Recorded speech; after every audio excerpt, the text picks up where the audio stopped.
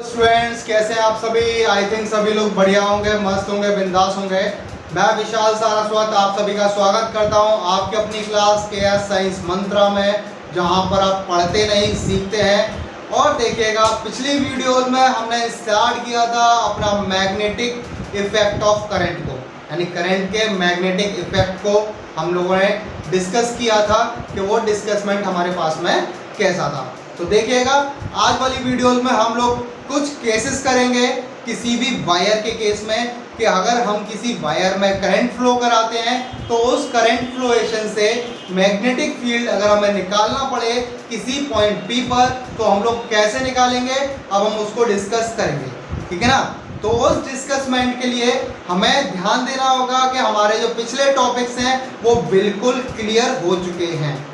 तो बात समझिएगा, और बात को समझने के लिए मैं केस नंबर फर्स्ट स्टार्ट कर रहा हूं for the finite length of wire. मतलब कि अगर किसी वायर की लेंथ कैसी है, फाइनाइट है, तो उसके लिए हम लोग डिस्कस कर रहे हैं। तो देखिएगा डायग्राम को आप सबसे पहले समझ लें बहुत अच्छे से कि डायग्राम हमारा ठीक है या नहीं है। तो उस कंडीशन में देखिएगा मैंने कोई भी एक वायर ड्रॉ किया है, मैंने फाइनाइट लेंथ का वायर लिया है, कोई भी इंफिनिटी नहीं है, ये फाइनाइट लेंथ है, यानी इसकी जो लेंथ है वो मुझे पता होगी। तो मैंने एक पॉइंट यहाँ पर ले लिया B और ये ले लिया हमने C, यानी C से लेकर के B तक की एक काम करो D ले लो, CD से ही लगेगा, CD ले लिया मैंने, ठीक है। अब यहाँ पे क्या करना है कि ये वायर है, इसमें करंट फ्लो हो रही है, I करंट इसमें मैंने फ्लो करा दी। यहाँ से मैंने एक P पॉइंट ले लिया है जो कि कहाँ डिस्टेंस, कितने डिस्टेंस पर लिया है मैंने वो मैंने लिया है R डिस्टेंस पर, यानी P हमने लिया है किस पर, R डिस्टेंस पर। ये मैंने P ले लिया है और यहाँ से मैं इसकी डिस्टेंस को ले लेता हूँ Q, यानी ये वाला पॉइंट मैंने ले लिया, Q ले लिया, क्लियर है। अब यहाँ पे हम लोग देखेंगे तो हम लोगों ने क्या किया, एक डॉटेड लाइन मैंने यहाँ पर एक ड्रॉ किया है कि मैंने ये यहाँ तक इस पोजीशन तक ले लिया है, लेकिन मैंने एक एलिमेंटल एरिया ले रहा हूँ, छोटा सा एक लेंथ ले रहा हूँ DL करके। कितना करके ले रहा हूँ मैं, DL, ये मैंने लेंथ ली है और इसका नेमिंग मैंने करी है FE से, इससे कर दिया है। ये वाला पॉइंट मेरा F है तो ये वाला पॉइंट मेरा E है। अब देखेंगे क्योंकि ये मैंने यहाँ से लिया है, यहाँ से मैं कैलकुलेट कर रहा हूँ, तो यहाँ से मैंने इस लेंथ को पूरा कैलकुलेट कर लिया है, क्लियर। तो ये हमारे पास में क्या है, एक फाइनाइट लेंथ का मेरे पास में DL, तो वहीं से हमने इसका कैलकुलेशन स्टार्ट किया है और इसकी डिस्टेंस हमने कितनी ली है, ये हमने लिया X डिस्टेंस। क्या लिया है, X डिस्टेंस हमने लिया है। अब एक काम करें, मैं यहाँ पर एक परपेंडिकुलर ड्रॉ कर लेता हूँ जिससे कि ये दोनों लाइंस मेरे पास में कैसे हो जाएं, इक्वल हो जाए। इक्वल हो जाने के लिए यानी ये पॉइंट मैंने लिया G और ये ले लिया मैंने थीटा एंगल। कितना लिया है मैंने, थीटा एंगल लिया है। यहाँ से देखेंगे तो ये एंगल मैंने ले लिया है कितना, ये एंगल मैंने कैलकुलेट किया है φ1 के नाम से। इसके नाम से कैलकुलेट किया है, ये मैंने लिया है φ1 मैंने ले लिया है इसको। आगे देखेंगे और एंगल्स की बात करेंगे तो ये हमारा पूरा एंगल है, उस एंगल को हमने लिया है कितना, φ2, यानी ये पूरा एंगल मेरे पास में कितना है, ये एंगल मेरे पास में φ2 के नाम से, क्लियर। लेकिन हम किसके लिए काम कर रहे हैं, इस छोटे से DL के लिए काम कर रहे हैं। इसके लिए काम कर रहे हैं, DL के लिए काम कर रहे हैं। तो यहाँ पर मैंने ये जो एंगल लिया है, ये एंगल मैं ले लेता हूँ D फाई। कितना ले लिया मैंने, D फाई ले लिया, यानी छोटा सा एंगल एलिमेंटल एरिया है तो एंगल में हमारे पास में कैसा रहेगा, छोटा सा ही रहेगा। और यहाँ पे देखेंगे तो ये एंगल मैं लेट कर लेता हूँ फाई के नाम से, क्लियर। सारे एंगल्स हो गए, डायग्राम तो आपको क्लियर हो गया होगा जहां तक मैं समझता हूँ वहां तक के लिए। अब देखेंगे, अब हमारे पास में क्या है, PQ इजिकल्स टू कितना दे रखा है मेरे पास में, R दे रखा है। PQ कितना है मेरे पास में, R है, तो ये मैंने R लेट कर लिया। ध्यान रखिएगा एंगल्स का और बाकी चीज का ध्यान आपको बहुत अच्छे से रखना है। और देखिएगा FE इजिकल्स टू कितना मेरे पास में, FE इजिकल्स टू मैंने लिया DL। क्या लिया है, DL लिया मैंने, सामने सारी चीजें आपके लिए रख रखी हैं। आगे देखेंगे तो EPQ, इसकी बात कर रहे हैं हम, एंगल EPQ की बात कर रहे हैं, EPQ की बात कर रहे हैं। EPQ इजिकल्स टू कितना मेरे पास में, फाई है। कितना है मेरे पास में, फाई है। और उसके साथ साथ में FPE कितना है मेरे पास में, एंगल FPE की बात कर रहे हैं, FPE ये हमारे पास में कितना है, D फाई है। कितना हमारे पास में, D फाई है। तो ले लिया मैंने, इसको भी D फाई ले लिया है। आगे अगर हम लोग देखते हैं तो इसके बाद में हमारे पास में क्या आएगा, angle E F P. E F P की बात कर रहे हैं, वो हमारे पास में कितना है, थीटा एंगल है, यानी angle F E F P, E F P is equals to हमारे पास में कितना हो जाएगा, ये थीटा एंगल है। कितना एंगल है, थीटा एंगल है। अब हम यहाँ पे क्या काम कर रहे हैं, अब काम करना स्टार्ट करते हैं। क्या करते हैं, अब काम करना स्टार्ट करते हैं। तो इसका मतलब क्या हो जाएगा, E P is equals to किसको है हमारे पास में, E P is equals to X है। कितना है, E P is equals to कितना हमारे पास में, एक्स है। ये भी हमने यहाँ पर लेट किया हुआ है। अब क्या करना हमें, अब हमें निकालना है बी की कंडीशन, यानी कि जो बी है हमारा मैग्नेटिक फील्ड है, वो कितना होगा अकॉर्डिंग टू बायो-सैवर्ट्स लॉ। इसके लिए बात करेंगे अकॉर्डिंग टू बायो-सैवर्ट्स लॉ से हम लोग यहाँ पर बात करेंगे, तो इस चीज को हम लोग समझते हुए चले। तो वो समझने के लिए आप लोग देखिएगा, बी इज इक्वल्स टू कितना था बायो-सैवर्ट्स लॉ से, वो था हमारे पास में B is equals to I L sine theta by R square. कितना था हमारे पास में, I L sine theta by R square था। तो देखेंगे यहाँ पर, यानी कि जो हमने एलिमेंटल एरिया लिया है उसके लिए वो कितना हो जाएगा, D B is equals to आएगा, क्योंकि मैग्नेटिक फील्ड भी वो कितना क्रिएट करेगा, छोटा सा करेगा, क्योंकि लेंथ हमारी कैसी है, छोटी सी है। तो उस कंडीशन में D B is equals to कितना हो जाएगा हमारे पास में, D B is equals to mu naught by 4 pi I D L sine theta by R square होगा या एक्स स्क्वायर होगा। यहाँ पे हम लोग लेंगे एक्स स्क्वायर, क्योंकि हम एक्स के लिए ही बात करें, आर के लिए अभी हमने बात नहीं की है। तो यहाँ पे क्या हो जाएगा, ये एक्स स्क्वायर हो जाएगा। क्लियर है। अब इसके बाद में अब हमें क्या करना है, और इक्वेशन देखनी है। तो और इक्वेशन के लिए हमारे पास में क्या हो जाएगा, D L sine theta, D L sine theta is equals to किसके इक्वल आएगा हमारे पास में, आप देखिए ना डायग्राम से, D L sine theta is equals to आएगा ई जी के इक्वल। किसके आएगा, ई जी के इक्वल। और ई जी किसके इक्वल है हमारे पास में, ई जी इक्वल है हमारे पास में एक्स इंटू डी फाई के इक्वल। किसके equal, X into D phi के इक्वल। यानी अगर मैं साइन थीटा की वैल्यू निकालता हूं तो ई जी के इक्वल आएगा, साइन थीटा लगाइएगा यहाँ पर, तो sine theta is equal to क्या हो जाएगा। अच्छा, ये वाले ट्रायंगल में एक काम करिए, ऐसा समझ में नहीं आया तो आप देखिएगा, यहाँ इस वाले ट्रायंगल की बात कर रहे हैं, यानी ई एफ जी की बात कर रहे हैं। साइन थीटा लगाएंगे, sine theta is equal to क्या होता है, sine theta is equal to होता है base of perpendicular upon hypotenuse. क्या होता है, परपेंडिकुलर अपॉन हाइपोटेन्यूज। और परपेंडिकुलर आपके पास में कितना है, आपके परपेंडिकुलर आपके पास में कितना है, परपेंडिकुलर है आपके पास में ई जी, और हाइपोटेन्यूज आपके पास में कितना है, डी एल ले लिया। तो यहां से क्या हो जाएगा, D L sine theta is equal to किसके आएगा, ई जी के इक्वल आएगा। और ई जी की वैल्यू आपके पास में कितनी आएगी, एक्स इंटू डी फाई के इक्वल। किसके इक्वल आएगी, एक्स इंटू डी फाई के इक्वल आएगी। यानी ई जी की वैल्यू निकालनी है तो ई जी इज इक्वल टू किसके जाएगा, एक्स इंटू डी फाई के इक्वल आएगा। क्यों आएगा, क्योंकि अब आप एक काम करिएगा, ये बड़े वाले ट्राइंगल में भी लगा लीजिएगा, यानी एफ क्यू पी में, इसमें लगाएगा एफ क्यू पी में लगाएगा, सॉरी एफ ई पी में। वहां पे आप साइन थीटा लगाएंगे, दोनों तरफ से साइन थीटा इक्वल हो जाएंगे, वहां से आपके पास में ई जी की वैल्यू भी आ जाएगी। तो देखिएगा, अब मैं यहाँ पर वैल्यू रख रहा हूँ किसके, डी एल साइन थीटा के लिए। किसके लिए रख रहा हूँ, डी एल साइन थीटा के लिए रख रहा हूँ। इस पूरी की वैल्यू अगर मैं लिखूंगा तो D L sine theta is equal to किसके आएगा, एक्स डी फाई के इक्वल। किसके इक्वल आएगा, एक्स डी फाई के इक्वल आएगा। D B is equal to किसको जाएगा, mu not upon 4 pi. Clear. और डी एल साइन थीटा की जगह पे क्या आएगा हमारे पास में, आई तो हमारे पास में है, और D L sine theta is equal to कितना होगा हमारा, इज इक्वल टू होगा एक्स डी फाई के equal upon X square. Clear है। इस x से ये एक्स स्क्वायर में कैंसिल आउट हो जाएगा, यानी ये आएगा हमारे पास में, कैंसिल आउट हो गया, ये हमारे पास में बचा। अब इसके बाद में हमें क्या करना है, D B is equal to किसका जाएगा हमारे पास में, D B is equal to होगा mu not upon 4 pi I D phi upon X. Clear है, कोई दिक्कत तो नहीं है। अब बात देखेंगे, x की वैल्यू अगर हमें फाइंड आउट करनी है तो x की वैल्यू क्या आएगी हमारे पास में, r cos फाई के इक्वल आएगी। किसके इक्वल आएगी, r cos फाई के इक्वल आएगी। x is equals to r cos phi, यानी cos थीटा लगाएंगे वहां पर तो क्या आएगी, r cos फाई आएगी। तो देखेंगे x इज इक्वल्स टू, मैं लिख देता हूं क्या आएगा, r अपॉन cos फाई।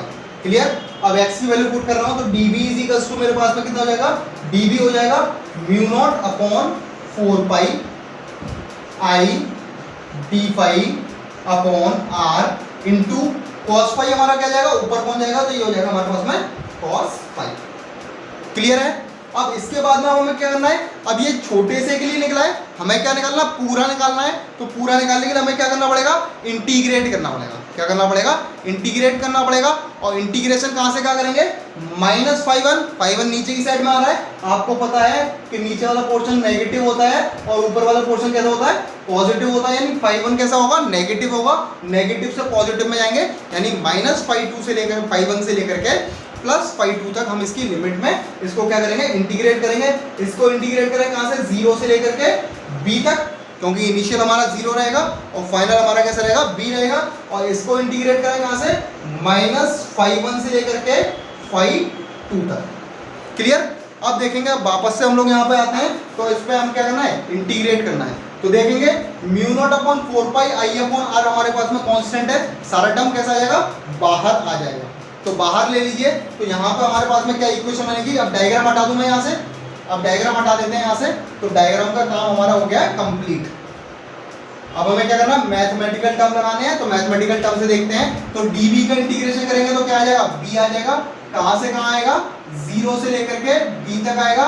और यहाँ पे क्या बचेगा हमारे पास में, म्यू नॉट अपॉन 4 पाई बाहर आ गया, म्यू नॉट अपॉन 4 पाई हमारे पास में बाहर आ गया। अंदर क्या बचेगा हमारे पास में, आई अपॉन आर, ये भी हमारे पास में बाहर आ गया।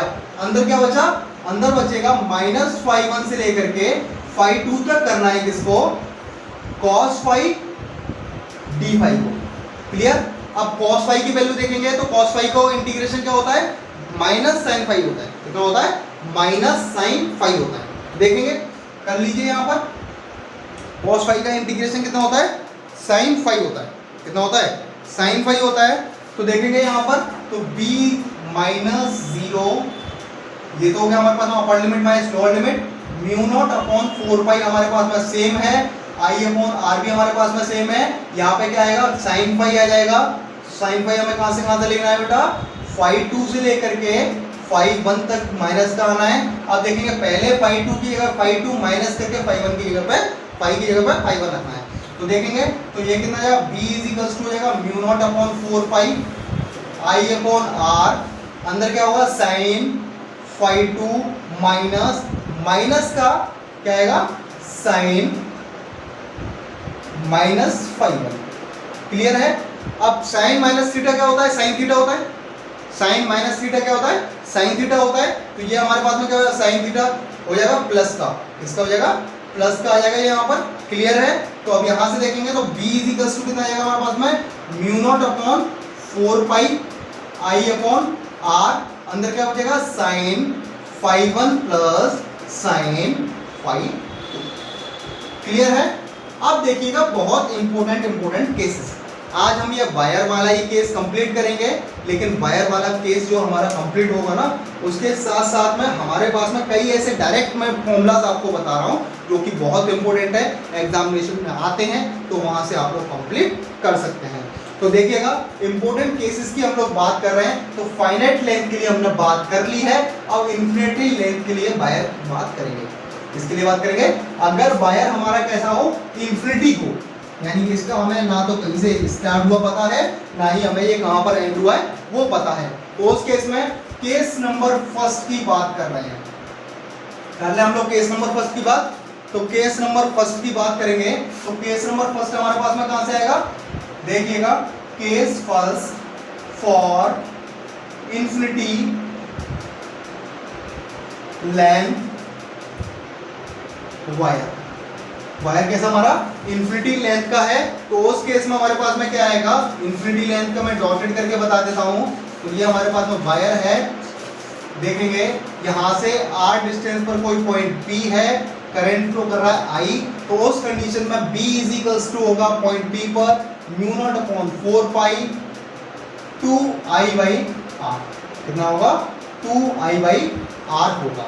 क्लियर। अब इसके साथ में अगर वन साइड इन्फिनिटी है, कैसे है, वन साइड इन्फिनिटी है, यानी एक तरफ इन्फिनिटी है, दूसरा हमें पता है कहां से हमने स्टार्ट किया है। तो देखेंगे, केस सेकंड की बात कर रहे हैं। केस सेकंड आएगा हमारा फॉर वन साइड इन्फिनिटी।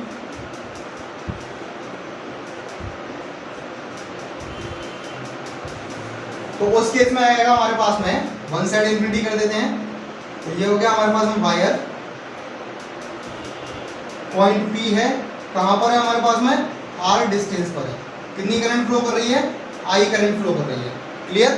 तो यहाँ से देखेंगे तो B इजिकल्स टू कितना हो जाएगा हमारे पास में, म्यू नॉट अपॉन 4 पाई, कितना हो जाएगा, mu not upon 4 pi I by R हो जाएगा। कितना हो जाएगा, I बाई R हो जाएगा। ये हो गया इस केस में। अब देखेंगे, अब हम देखेंगे बोथ साइड, ये हो गया both side infinity, one side infinity. अब देखेंगे फाइनाइट लेंथ के लिए एक और केस, इसके लिए फाइनाइट लेंथ के लिए एक और केस देखेंगे। तो वो केस भी बहुत ज़्यादा इंपॉर्टेंट है। क्या है वो केस भी हमारे पास में, कैसा है, बहुत ज़्यादा इंपॉर्टेंट है। बहुत ज़्यादा इंपॉर्टेंट होने का मतलब, अब देखिएगा क्या कंडीशन बनती है। अगर हमारे पास में फाइनाइट लेंथ का वायर था, यहाँ पर हमने R डिस्टेंस ली थी, यहाँ से हमने फिर एंगल्स कैलकुलेट किए थे, जो हमने क्या लिए थे, φ1 और φ2 लिए थे।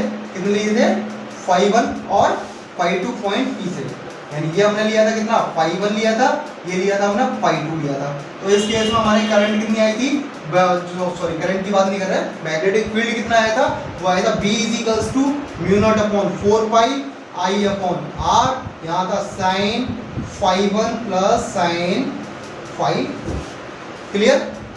अब यहाँ पे देखेंगे, अगर मेरे पास में ये वाले एंगल नहीं है, कौन से एंगल है, ये वाले एंगल है, यानी ये मैंने ले लिया मैंने θ2, ये ले लिया मैंने θ1।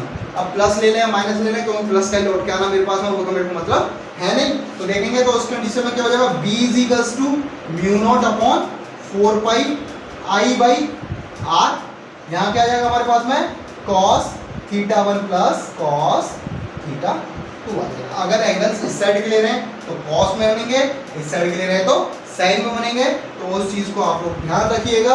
ये छोटी छोटी चीज़ें डायरेक्ट आपका क्वेश्चन आएगा, उस क्वेश्चन को आप लोग देख लें और उसे कर लें। क्लियर है, कोई दिक्कत तो नहीं है। आगे हम लोग बात करते हैं, एक चीज़ और समझ लीजिएगा, अगर पॉइंट हमारा यहाँ पर आ जाता है, यहाँ पर आ जाता है तो थीटा एंगल कितना हो जाएगा, 90 डिग्री का हो जाएगा। कितना हो जाएगा, 90 डिग्री का हो जाएगा। अगर कहाँ पर आता है हमारे पास में, यहाँ आएगा तो 0 डिग्री का हो जाएगा ना, ये वाला एंगल क्या हो जाएगा, घट जाएगा, बिल्कुल खत्म हो जाएगा और 0 डिग्री का बनेगा। और साइन 0 की वैल्यू कितनी होती है, 0 होती है। यानी कि एक्सियल कंडीशन पर अगर कोई वायर ये है, पॉइंट यहाँ पर ले रहे हैं P और Q, तो उस कंडीशन में यहाँ पर कोई भी मैग्नेटिक फील्ड नहीं होगा।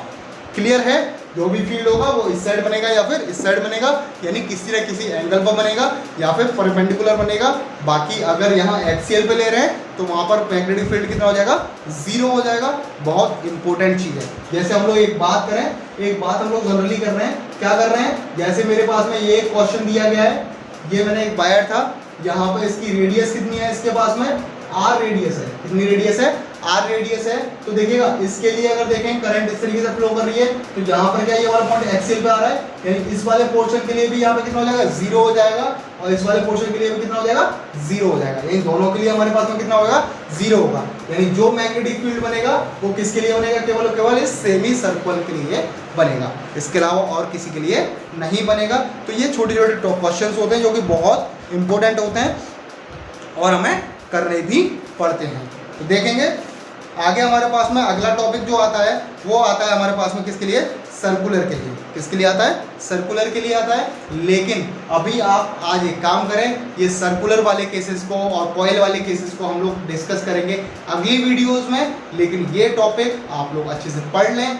समझ लें, और कोई डाउट आ रहा है तो आप मेरे साथ ज्वाइन हो सकते हैं। मेरे अपने यूट्यूब चैनल पर तो आप हैं ही, इसके साथ साथ में आप टेलीग्राम से आप नोट्स ले सकते हैं।